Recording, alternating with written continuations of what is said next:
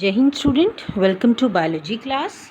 So students, as you all know, we are dealing with the chapter cell. Okay, हम लोग cell के बारे में बात कर रहे हैं और हम लोगों ने स्टार्ट किया है सेल ऑर्गेनल्स.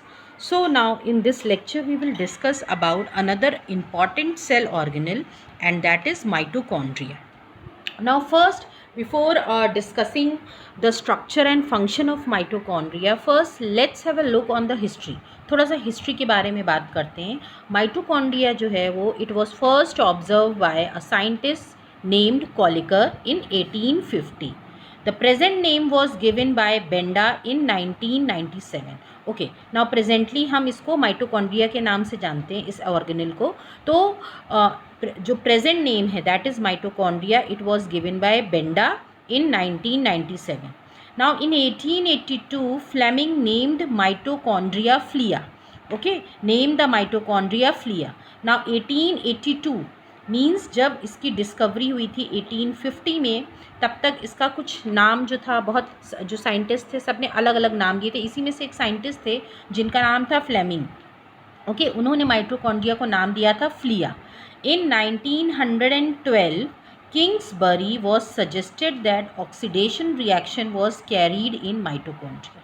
ओके, उसके बाद 1912 में कौन से साइंटिस्ट आए? किंग्सबरी, क्योंकि कंटिन्यूस उस पर डिस्कवरीज, उस पर रिसर्च चल रही थी. ओके, तो 1912 में किंग्सबरी ने बताया कि ये जो माइटोकॉन्ड्रिया है and it is responsible for carrying out oxidative reaction. Oxidation reaction इसके अंदर होता है. Now Otto Warburg is the father of respiratory. He isolated large mitochondria molecule and found the enzyme associated with oxidation process. Okay, इन्होंने ये पता लगाया कि जो इंजाइम्स इसमें प्रेजेंट होते हैं माइटोकॉन्ड्रिया में, that is associated with the oxidation. Now let's start with the structure of mitochondria. Mitochondria, as we all know, it is a double membrane bound structure with a outer and inner membrane. दो membranes होती हैं. Okay, और जो कि mitochondria को outer और inner कह सकते हैं, इनर स्पेस पे डिवाइड करती है. Okay, and the inner membrane dividing it's lumen distinctly into outer compartment and the inner compartment. तो ये दोनों मेम्ब्रेन्स जो हैं डिवाइड करती हैं.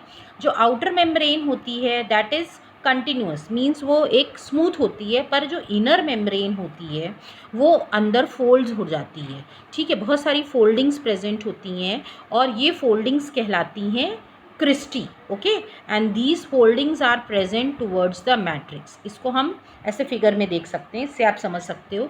आप देख रहे हो आउटर मेम्ब्रेन है पूरी स्मूथ है, और जो अंदर की मेम्ब्रेन है वो देखिए फोल्डेड है अंदर की तरफ. एंड ये जो अंदर की तरफ फोल्ड्स हैं इन्हीं को हम बोलते हैं क्रिस्टी. और अंदर क्या भरा हुआ है? अंदर मैट्रिक्स भरा हुआ है. तो ये क्रिस्टी कहाँ प्रेजेंट होते हैं? ये क्रिस्टी जो है मैट्रिक्स की तरफ प्रेजेंट होते हैं. ओके, नाउ आगे बढ़ते हैं. Mitochondria are the site of aerobic respiration and produce cellular energy in the form of ATP. Hence they are called power house of the cell. Okay, now ये mitochondria जो है यहीं पे एरोबिक रेस्पिरेशन होता है and the energy is produced in the form of ATP. ATP क्या है? Adenosine triphosphate, जो कि जिसको हम एनर्जी करेंसी के भी नाम से जानते हैं. ओके, सो इसीलिए माइटोकॉन्ड्रिया जो सेल ऑर्गेनल है इसको power house of the cell भी कहा जाता है. ठीक है, यहाँ पे जो है पावर प्रेजेंट होती है, power in the form of ATP, energy present होती है. The matrix also possess single circular DNA and a few RNA molecules, ribosomes and a few components of protein synthesis. Now ये जो matrix होता है, now you can see the matrix. Okay, ये एक और structure है, इसमें क्लियरली सारे जो भी पार्ट्स हैं दे आर लेबल्ड. ये जो अंदर का मैट्रिक्स है इसमें आप देख रहे हो डीएनए मॉलिक्यूल भी प्रेजेंट हैं. ये आप देख रहे हो डीएनए के स्ट्रैंड्स. ओके, राइबोसोम्स भी प्रेजेंट हैं जहाँ प्रोटीन सिंथेसिस होता है. अब ये डीएनए अगर प्रेजेंट है तो इसका मतलब क्या हुआ? इसका मतलब यहाँ पे रेप्लिकेशन भी होगा. तो इसीलिए ये जो माइटोकॉन्ड्रिया होता है इसको स्ट्रेंज ऑर्गेनल भी कहा जाता है. क्यों कहा जाता है? क्योंकि यहाँ पे जो ये ऑर्गेनल होता है ये इसमें प्रोटीन सिंथेसिस भी हो सकती है, क्योंकि राइबोसोम्स प्रेजेंट है, खुद का प्रोटीन है, खुद का डीएनए है, तो ये रेप्लिकेट भी कर सकता है. ये अपने ही जो है अपने नए माइटोकॉन्ड्रिया भी बना सकता है. ओके, नाउ नाउ इसमें आप देख रहे हो ये जो इनर मेम्ब्रेन है उसमें कुछ आपको नॉब लाइक स्ट्रक्चर्स दिख रहे हैं, they are the F1 particles. इसमें इतना क्लियर नहीं है, let me show you the another figure. हाँ, इसमें आप देखेंगे ये जो अंदर फोल्डिंग है उसके अलॉन्ग कुछ ब्लैक ब्लैक से आपको डॉट से दिख रहे हैं, they are nothing, they are the F1 particles, या फिर इसको ऑक्सीजोम्स भी बोलते हैं, और ये एनर्जी प्रोडक्शन में हेल्प करते हैं। Okay, so this is all about the structure of mitochondria. अब हम फंक्शंस के बारे में बात करें तो फंक्शंस आपको स्ट्रक्चर पढ़ने के बाद समझ में आ गया होगा कि they are called power house और स्टोरेज बैटरीज और ATP mills. Formation of ATP is called oxidative phosphorylation. Oxidative phosphorylation हम आगे के चैप्टर में जब हम फिजियोलॉजी पढ़ेंगे पूरी फोटोसिंथेसिस की, उसमें आपको ये और क्लियरली समझ में आएगा। Okay, now intermediate products of cell respiration are used in the formation of steroids, cytochromes, chlorophyll.